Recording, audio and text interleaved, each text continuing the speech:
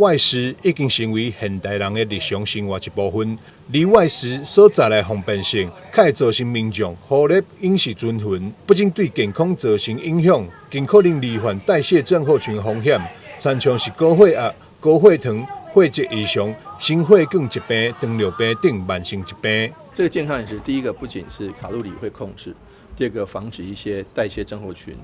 的延缓它的发生，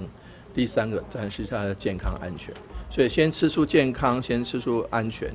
再来谈到这个是不是对于代谢症候群会影响。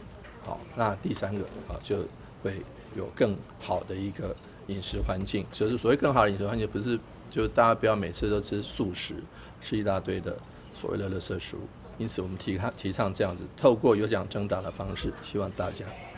可以借着重赏之下必有勇夫，大家好好把自己的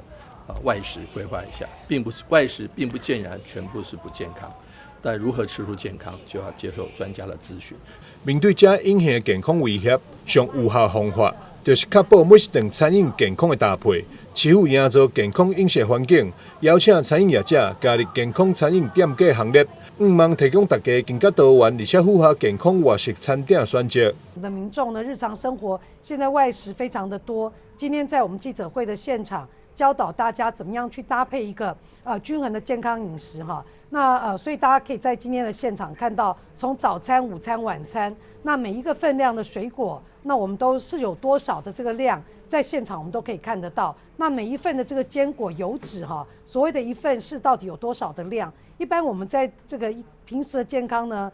大家在吃的时候呢，可能是会注意到蛋白质哈，要有这个蛋白质，要有这个我们的油脂哈，以及我们的糖类，但是通常对于这个份数的概念并不是很清楚，所以希望透过今天的记者会，也透过我们今天的这个短片的宣导，让我们的民众了解所谓的均衡饮食，每一份的分量到底是有多少。为提升市民对着健康饮食认识甲实践，市府卫生局特别规划有奖竞答，以及搭配健康餐点翕相上传活动网站，就当得到抽奖资格。记者张世维采访报道。